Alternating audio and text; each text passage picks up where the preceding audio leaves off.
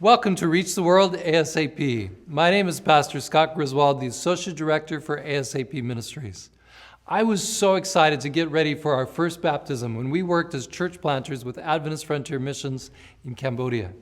Right in the middle of the capital city, Phnom Penh, was a slum next to the railroad tracks. That's where our little church was forming. On a hot Sabbath, I stepped out of the shack where we'd been teaching the baptismal class and carefully walked on the planks. Those were there so that everybody could get in and out of their homes without wading through the sewer water.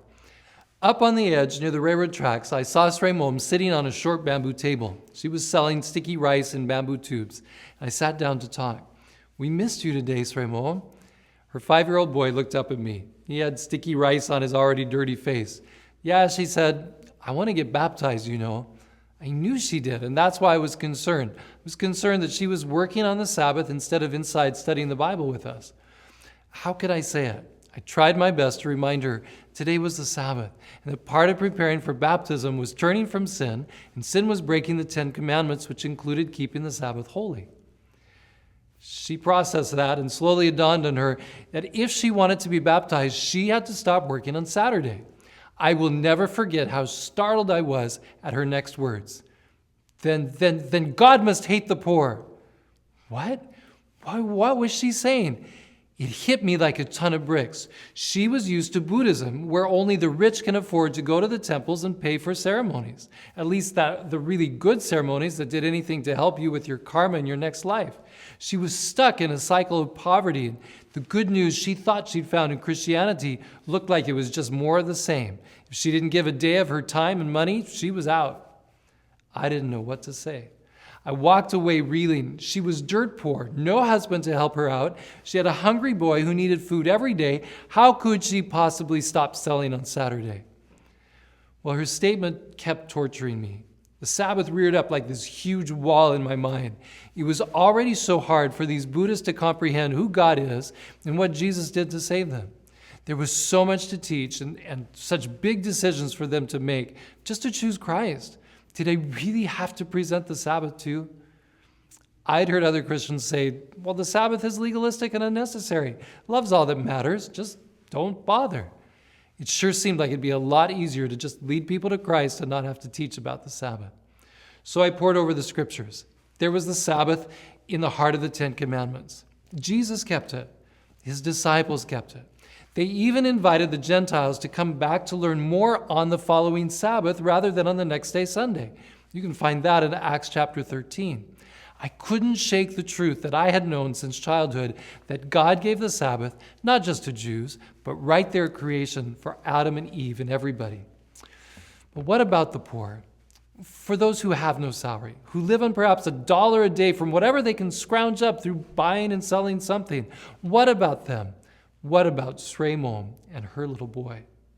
And then I found it. Deuteronomy chapter 5, verse 12 to 15. There it's in the other reading of the 10 Commandments. In that passage when God says to keep the Sabbath holy, and then he adds this. And remember that you were a slave in the land of Egypt, and the Lord your God brought you out from there by a mighty hand and by an outstretched arm. Therefore the Lord your God commanded you to keep the Sabbath day. That was it. God made the Sabbath for slaves and poor people. It wasn't just a holiday for the rich to enjoy. The 10 Commandments specifically says, you shall not do any work, you nor your male servant, nor your female servant, nor your stranger who's in your gates. That's the poor. God is a great boss. He so wants everybody to have a day off that he commands it. So how is that good news to the poorest of the poor who don't even have a boss, who will give them the day off, who have to work every day if they're going to eat? It's good news because of who is commanding it. This is the Creator God who made heaven and earth in 6 days. He made fruit trees, rice, and fish. He can take care of his children when they trust in him. So there it was. It was clear in my mind that Sabbath was a sign of trust in the Creator God. It was right for me to expect this of someone who was getting ready to be baptized and become a Christian. Maybe it was too soon for Sray Mom to be considering it. Perhaps she needed to be told more stories and shown how the mighty God could provide for her as a father, as a provider for all her needs. But for someone who was choosing to be baptized, that means to believe in the Creator God, to surrender your life to His keeping. Sabbath was not some Buddhist-like attempt to force a blessing to earn one's own salvation. It was resting from one's own works and trusting God to provide.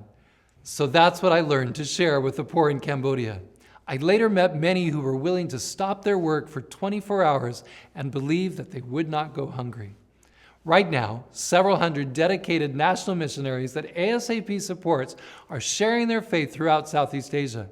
Many share not only with Buddhists, but with Catholics, Baptists, Pentecostals, and other Christians. It's not easy to share these testing truths. Won't you pray for them? Please pray especially on Friday nights in North America when it's already Sabbath morning in Cambodia, Laos, Myanmar, Thailand, and Vietnam. Pray that God will provide food for the hungry. Pray for their faithfulness, their trust in the Creator.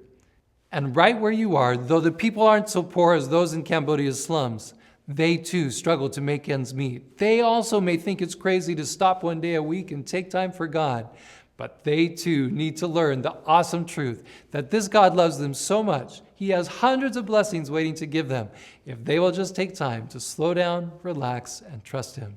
It's time for you and me to preach the final three angels' messages, and one of them says, worship Him who made heaven and earth, the sea and springs of waters, Revelation 14:7. Let's invite them to know the God who gives the Sabbath because He loves the poor. Together, let's reach the world ASAP.